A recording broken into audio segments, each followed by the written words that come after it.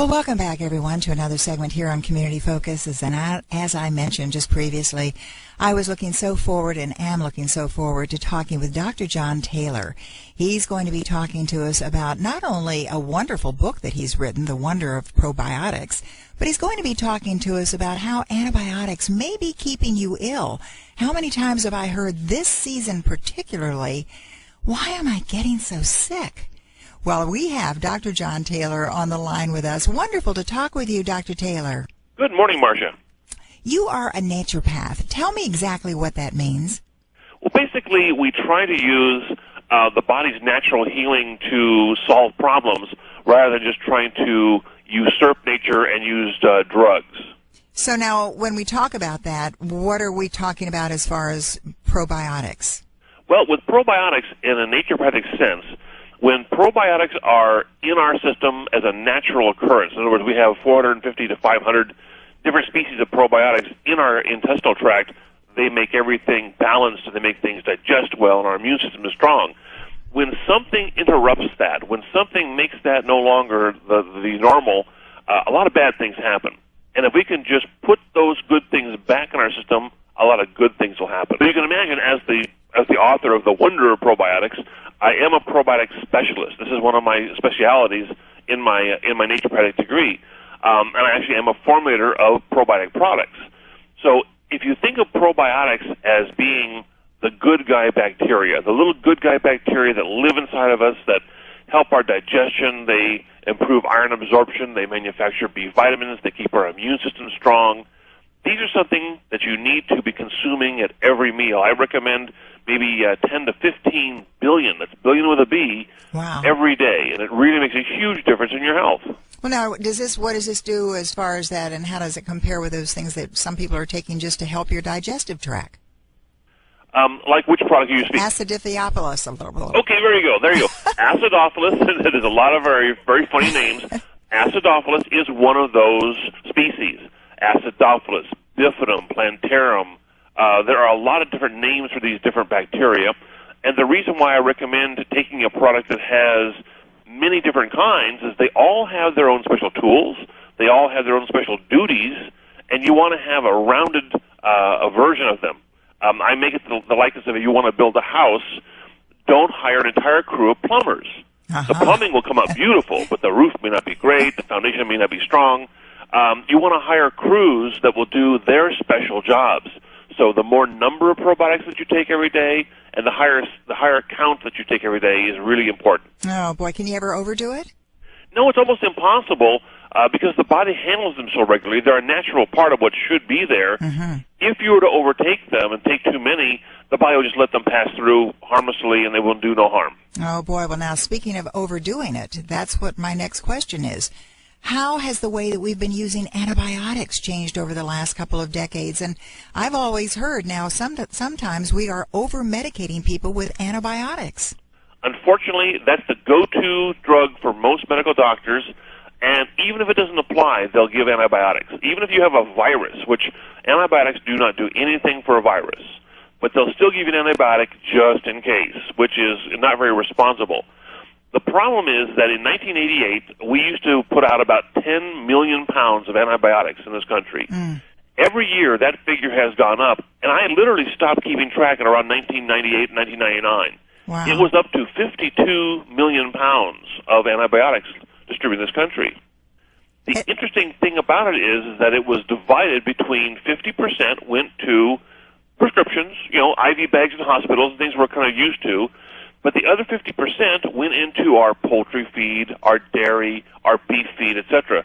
So it's in our food chain. Even if you never take an antibiotic by pill form, you're still getting some. You're still killing off your probiotics. Wow, just by the foods that we eat. Yes. All right, and now I understand from what you've said that, in fact, according to the Center for the Disease and Control Prevention, 1/3 of the 150 million antibiotic prescriptions written each year, now I'm going to get in trouble with all my doctor friends, are unnecessary. It's very true. I feel that they're necessary. I'm not, at the risk of a double negative, I'm not anti-antibiotics. They have a place. They have a purpose. Mm-hmm. They just need to be not overused. And instead of giving very broad-spectrum shotgun approach antibiotics, they need to be more specific about prescribing something that's going to handle just that bacterial infection if it is indeed a bacterial infection and not a virus or something else. Boy, oh boy, that means a lot of testing, too, and certainly are some really brilliant and bright doctors, which we, of course, have right here in the Vero Beach area. But I want everybody to know that I am speaking with Dr. John Taylor. He is a naturopath. Is it a naturopath or naturopath? Either way you want to say it. Tomato, tomato. So it's Dr. John Taylor that we're talking about, who's written this book, The Wonder of Probiotics, and really giving us so much information. It's my understanding, too, Dr. Taylor, is that if you are overprescribed with antibiotics, they can become moot. They can become worthless to you. Is that true? That not only for the single person taking them, but in general, the overuse of antibiotics is producing super germs, which means that the bad bacteria we're trying to kill will get resistant to the antibiotics, and pretty soon they won't work, and they'll have to move on to stronger and stronger and stronger ones. Oh, boy. Now, what are some of the things that we eat and drink on a daily basis that you feel definitely hurts our digestive system? Well, this is what goes back to the naturopathic approach in the sense that 100 years ago, we did not have the proliferation of antibiotics. The other things that kill off our probiotics also weren't around. We weren't consuming massive amounts of carbonated sodas. Our natural water supply was not chlorinated. We weren't putting preservative chemicals in our food. Drugs and alcohol. Alcohol's been around for a long time, but most of the drugs were not really around. People wouldn't come in contact with them. So all of these things that kill off our probiotics weren't around 100 years ago. So that's why we're living in a very different world, and we need to constantly, every day, reboost ourselves up, refill that bank, put those probiotics back. We don't have anyone like the FDA that is making sure that what we are putting in our mouths, and I'm thinking about the supplements and even probiotics, that they absolutely have what they say they do have in them. I know when I manufacture my own formulas, the GMP laws are getting very strict, which I'm very happy to see because it really ensures the quality for the consumer to be really top-notch. So the more complicated the laws get, the happier I am because when you put out something that's quality, you don't have to worry about somebody saying, wow, you're not giving what you're saying you're giving because it's got to be there.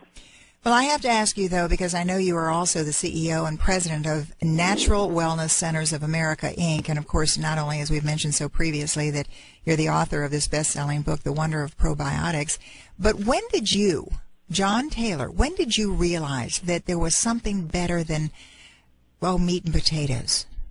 My real quick story, I'll make it a Reader's Digest version. At 35 years of age, I developed cervical arthritis to the point I could not move my neck. I had to go on heavy medication. I didn't know what else to do. Then the medication started to tear up my stomach and my liver. And I said, I'm a young guy. This is an old person's disease. I thought, I can't live this way anymore. I actually quit my job, took a hiatus, went back to school to get my degree as a doctor of naturopathy. And my professors actually got me off all my medication in about 7 months' time. Wow. They taught me how to use enzymes, antioxidants, probiotics, etc., and I said, this is what I've got to do. I've now helped myself. I've got to help everybody else. And I kind of went on a health mission. My health mission of what changed my life, if I could get everybody to take a digestive enzyme and a probiotic every day at every meal, we would solve immense amounts of problems. And this is my health mission. That sounds so cool and so easy, but don't they also have to watch their lifestyle and their food that they eat? Yes, and I started off counseling people on what to eat, what not to eat, what harms you, what helps you, and it's not what you eat 10% of the time that's going to kill you. If you're going to have your burger and fries, fine, but don't make that 100% of your diet. You've got to try to eat better foods more often. Have the treat if that's what you want. So you've got to have some balance. But then also take those probiotics. And, you know, I love listening to this because quite often I keep thinking there's got to be one pill we can take that makes everything perfect. It ain't going to happen. But then to be able to know that it takes a little bit of self-responsibility, a little self-accountability, and a couple of probiotics, it just seems to me like we can really solve a lot of problems. What about, and very quickly, and one, I always love this when I have doctors on the show, I can get my own personal questions out. I have a member of my family, I have a very good friend, who has terrible, terrible headaches. Anything that probiotics can do for that? A lot of times, and again, can't diagnose over the phone, but a lot of times these type of headaches can be from having iron-poor blood, having a little bit of anemia. And what we found is that if you do not have good probiotics in your intestinal tract at all times, you could take the iron by mouth. It could go in a pill form or food form, but it will never transfer across the gut barrier, get into the blood, and actually help that person. Boy. Yeah. I'm going out to get your book. I'm going to get your book tomorrow. The minute I get out there and get to a bookstore, the Vero Beach Book Center, I'm going to get it. If they don't have it, I'll have them order it. The name of the book is The Wonder of Probiotic, and you've been listening to Dr. John Taylor. Am I correct in that saying The Wonder of Probiotics? The Wonder of Probiotics. If your listeners would like to read a free excerpt, they can actually go to NWCnaturals.com. Right at the top, you can get a free reading of some of the book. Cool. Thanks so very much. We're out of time. Wish we had hours. Dr. John Taylor, thanks so much for being with us. Marcia, it was a pleasure. Thank you so much. Bye now.